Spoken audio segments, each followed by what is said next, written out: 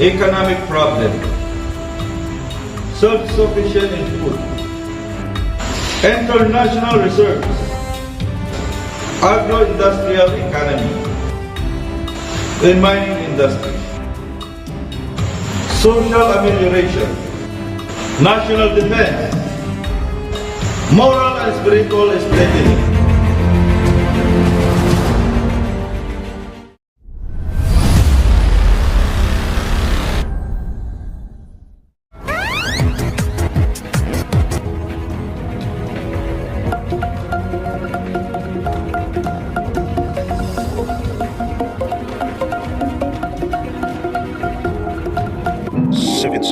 Rockstar Progreso Kingdom of Maharlika presents.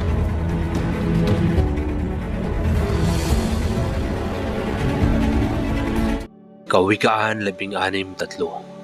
Iukol mo sa Panginoon ang iyong mga gawa at ang iyong mga panukala ay matatatag. Hello Maharlikans, kamusta? Well anyway, sa content na ito ay ating matutunghayan ang mga napakahalagang mga impormasyon patungkol sa progresibo, pagunlad at pagbabago tungo sa matagumpay at masaganang buhay nating mga Maharlikano. I invite you to listen and hear this very informative speech that may give us a progress, a victory, and a bright future for everybody.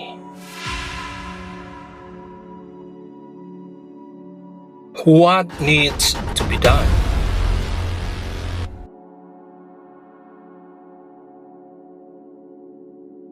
Distinguished guests, visitors, beloved fellow Maharlikans, members and President, Chairman of 777 Morningstar Foundation Incorporated, His Royal Highness Rodolfo Montenegro Papalato. Pleasant good morning to all. In the second sober exercise of the divine constitutional prerogative as a free Maharlikan people, you have elected me again as one of the trustees of the Kingdom of Maharlika. With humility and deep gratitude, I accept your mandate, and God helping, I shall not fail you. With my oath of office goes my solemn pledge of dedicated service to the kingdom, invoking the guidance of divine providence and the memory of all illustrious predecessors. I take upon myself the tremendous responsibilities of divine leadership with the courage and fervor inspired by the warm kingdom, unity, dedication, and devotion to our country. But I must confess in all candor that the best and the utmost I can give in the service of the people will avail us little unless I receive the understanding faith and support of my countrymen. In every momentous time of our people have given their full measure of support to our leaders.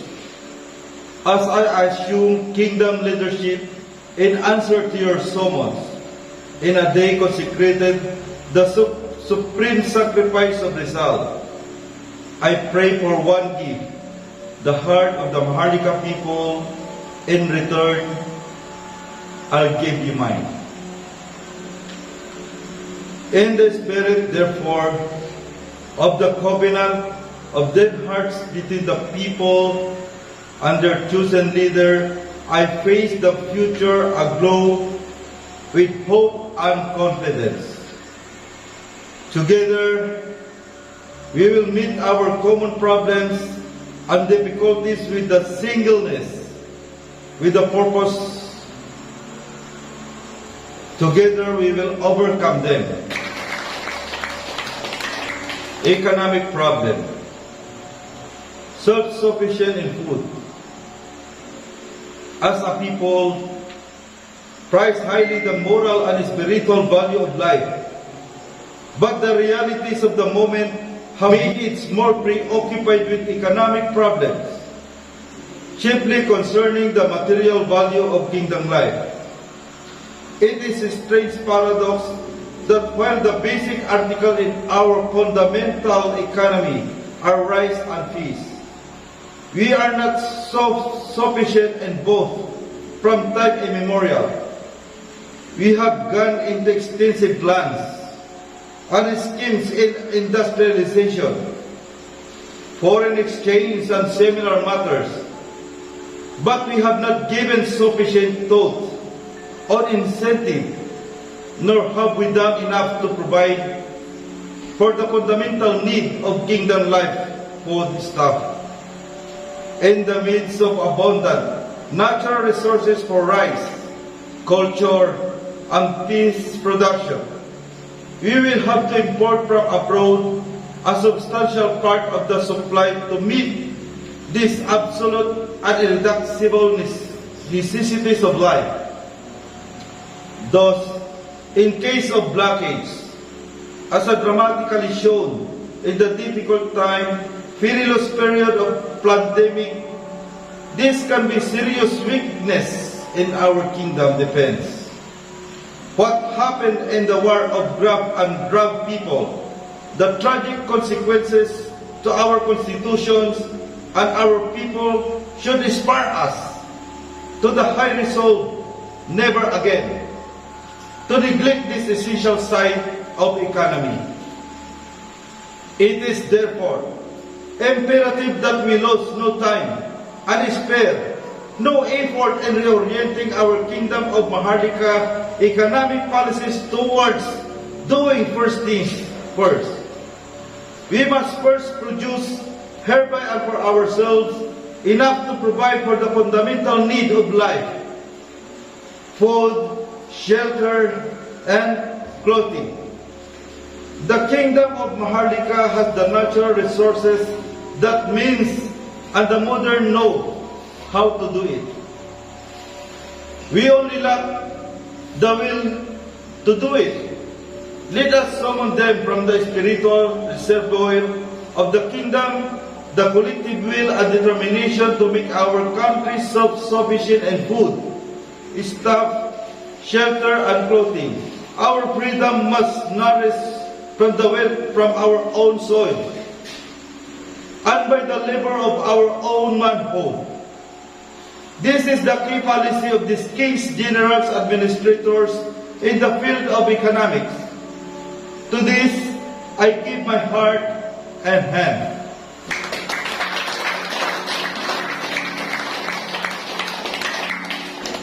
International reserves. There has developed of late some apprehension arising out of the austerity measure adopted by the King's General's Administrator to arrest further deterioration of our international resources. I have sober and realistic reappraisal of the policies and action. There is no real cause for alarm. There has been no disposition of our dollar reserves, but in our over-eagerness and enthusiasm to push forward our industrialization program, we transgress the eternal laws of measure and proportion.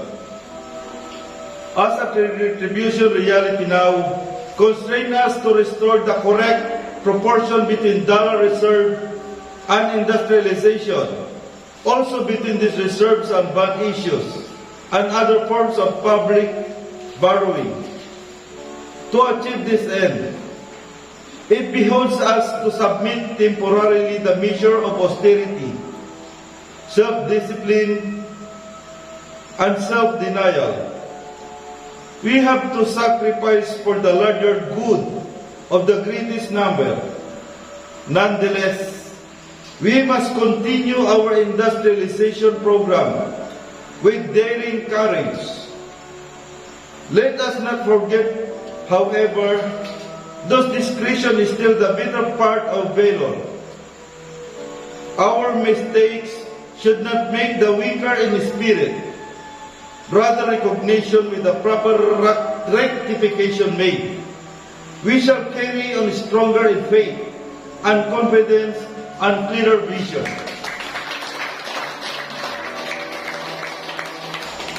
Agro-industrial economy.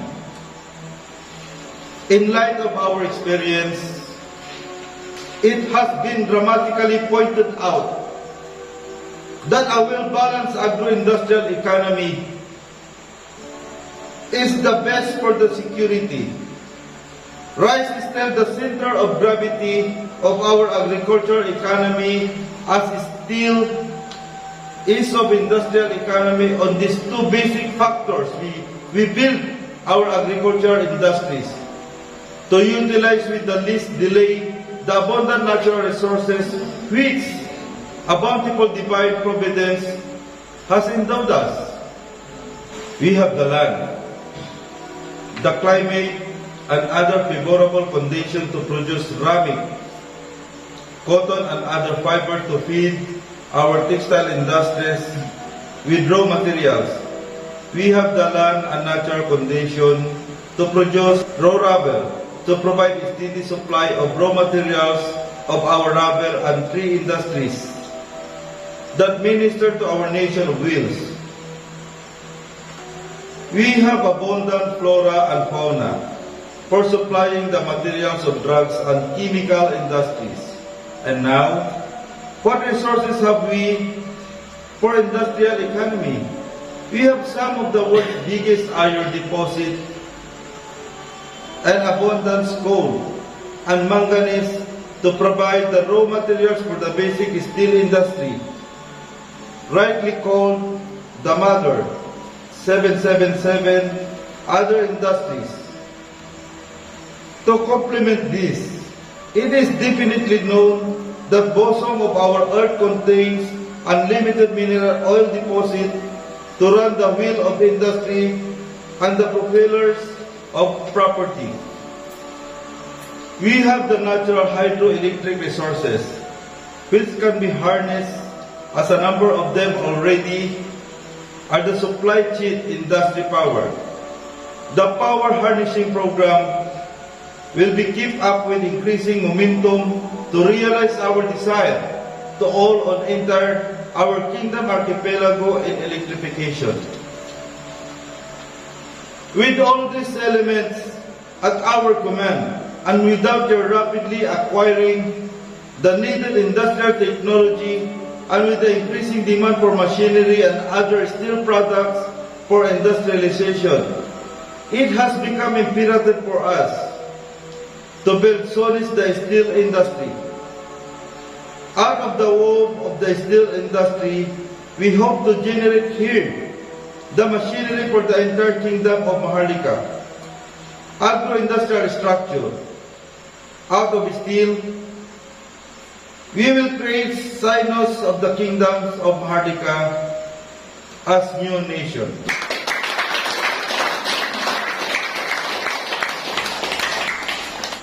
In mining industry. But fellow Maharlikans, iron is only one of our principal mineral resources. We have practically all minerals used by the present civilizations: ferrous, non-ferrous, and minerals oil. The mining industry, therefore, has the potential of becoming the premier dollar-earning industry of the Kingdom of Maharlika. The King's General's Administration committed itself to giving all possible incentives and support to private enterprise which may invest and work to make mining the biggest industries. The broader motivating spirit of modern Maharlika industrialists is not longer money profit first, but rather the consciousness of living contributed to human happiness. May the spirit forever grow. The King's General Administration is fully aware of the difficulties in financing our ambitious industrialization program, we have realized that our dollar reserve can no longer continue with the double role of providing for the normal requirements of our foreign trade and the tremendous financing of our industrial and economic development. The time has come to provide separate development fund to attend exclusively to the economic development and release our international reserves of these burdens. I am fully convinced that can generate development funds from sources other than taxes and the proceeds of our present exports. Development loans can be liquidated by the same industries they are intended to sustain. An essential aspect of the program I have outlined, if we are to achieve optimum result, aids the role of scientific and industrial research. No industry of any importance in the world today can afford to exist with it. That is our serious deficiency that we must immediately correct through collaboration of divine government and our 777 Morningstar Foundation Incorporated enterprise. My mentor, predecessor, the late President, our President, my President, Ferdinand Emmanuel Adrian Marcos Sr., opens not only the home, but the very heart of Kingdom of Maharlika to the people. To a common man, especially the needy, the forsaken, and the victim of injustice, the Kingdom of Maharlika and the King symbolize hope, faith, and justice under my administration as trustee. Kingdom of Maharlika will remain such a symbol. This divine government will carry on dispensing social justice and protecting human rights. I expect every department to share in the great task of fortifying the faith of our people in the divine government by bringing the people closer or near in terms of service and love.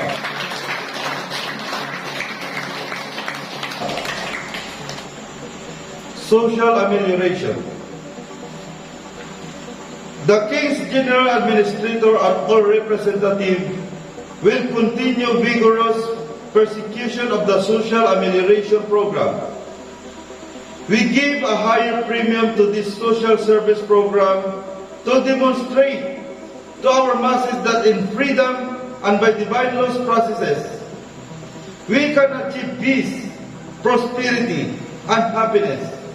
The Social Security Act, for instance, which gives to non-government wage easier insurance protection against sickness, disability, old age, death, and unemployment will be fully implemented.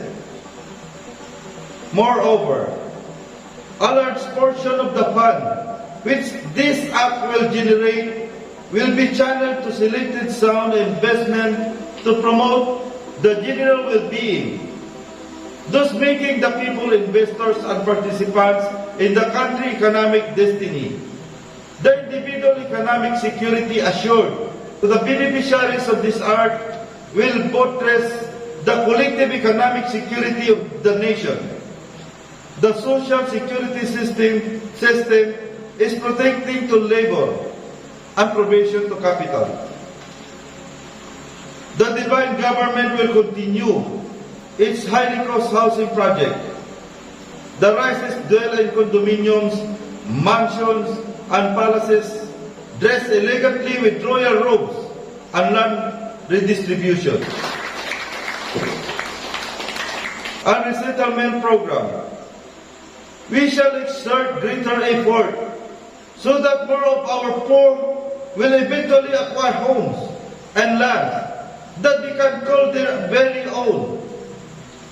Home and land owning citizens possesses not only a sense of stability and contentment, but also the practical patriotism to live for unnecessary, die for home and country, for upon the face of the patriot must have shared first the starlight of home.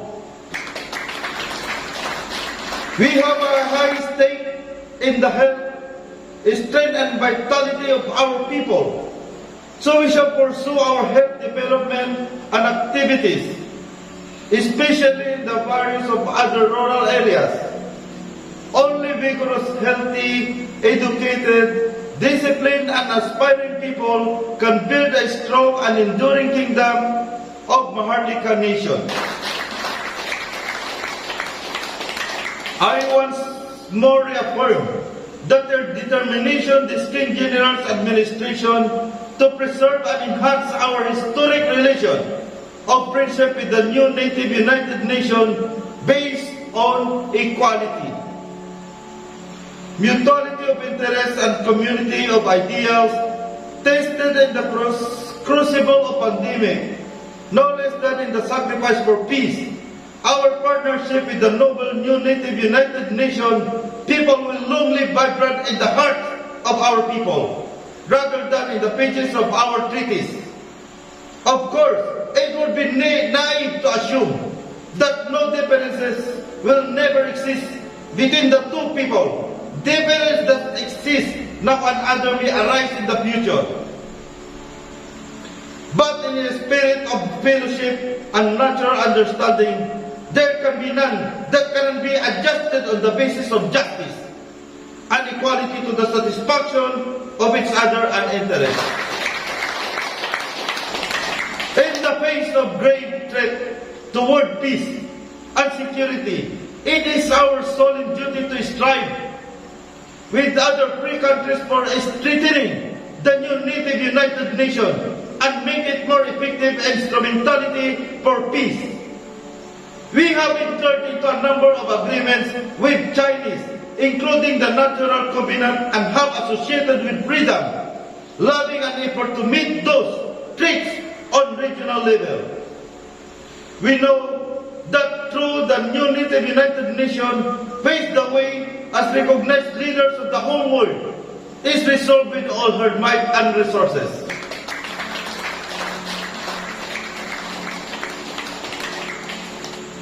Resources to maintain peace and freedom of divine government law.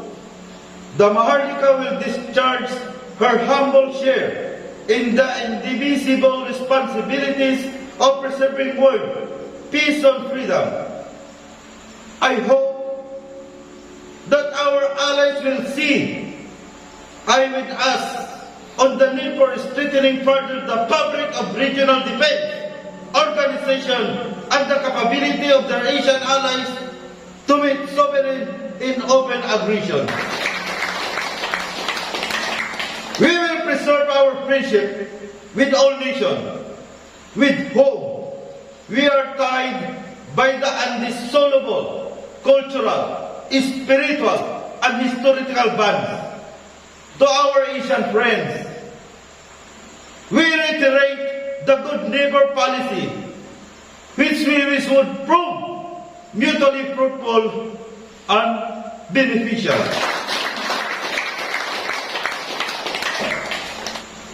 National defense. In these nuclear ages, we must realistically admit that national defense in small countries like ours, to be effective at all, must be linked with the common defense on the free world. Nevertheless, the primary responsibility for the defense and security of our Kingdom of Maharlika and territorial integrity is still ours. It behoves us, therefore, to bring up modern standards within the limit of our resources, and we hope, with the assistance of our friends and allies, the major segments of our defense organization. Only those can remain free who are worthy of it. Freedom must be constantly deserved. Our heroic heritage consecrated by the blood and sacrifices of our heroic and martyrs, assures me that the program for the modernization of our defense will receive your warmest support. On this momentous day, let me pay warm tribute to the Filipino soldiers whose bravery and patriotism established firmly the Kingdom of Maharlika upon the rock of national unity and liberty.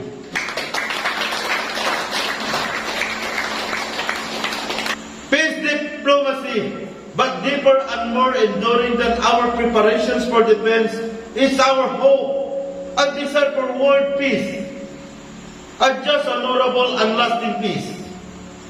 The Kingdom of Maharlika stands squarely behind every sincere plea and effort for a stop to the armaments race that is leading the nation, the world, to material and moral bankruptcy.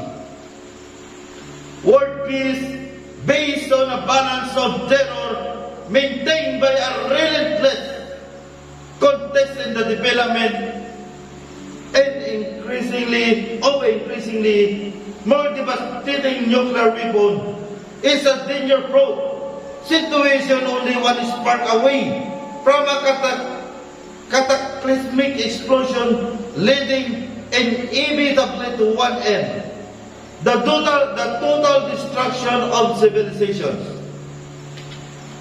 This King's General's administration will therefore tirelessly support any sincere effort toward the removal of all means to wage war through total disarmament of all nations and ultimately towards the removal of all causes of war by channeling the tremendous resources now spent for destructive purposes to fighting misery, poverty, disease, and criminality the world over and bring about the climate and moral regeneration of world peace.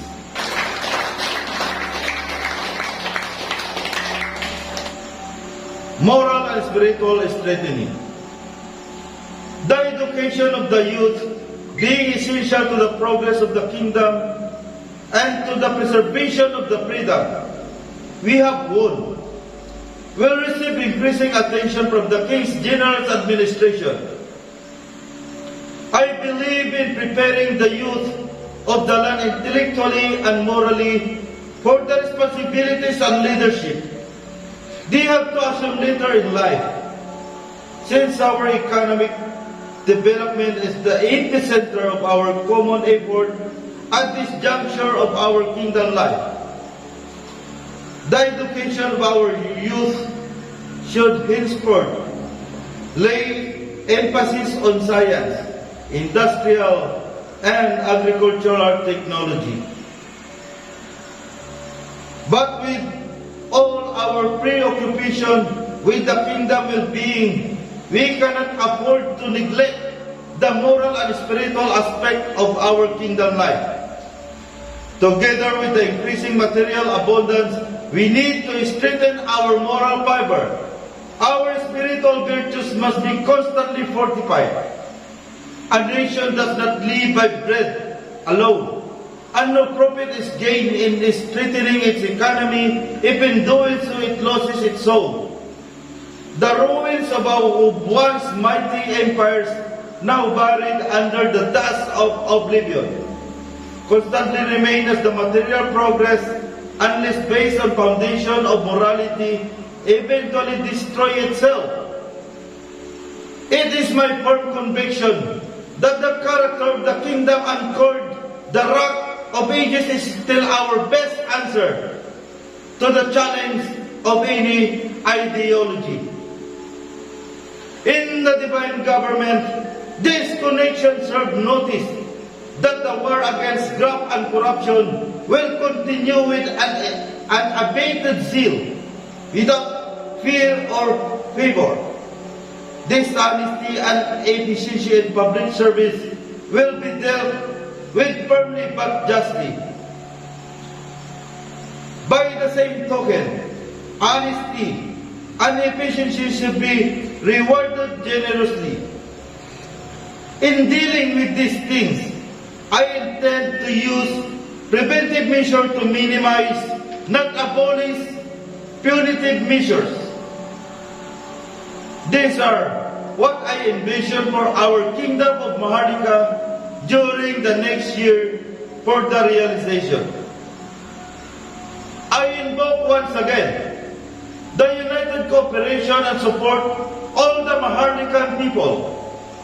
Again, I reverently invoke the aid, the divine creator, infinite fountain of all blessings, that we may have unity when we have divided, that we may have faith and courage where we have faltered and weakened, that we may be given light and vision where we have walked in darkness, that we may have love where we have been selfish, and that we may achieve lasting peace, prosperity, and happiness for all the people.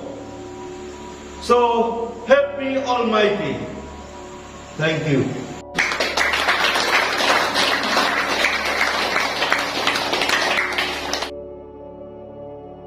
Mga kapatid, sana po ay ating naunawaan at naintindihan ang mga nilalaman at mga mahalagang mensahe at impormasyon sa speech na ito. Maraming salamat. Bye-bye.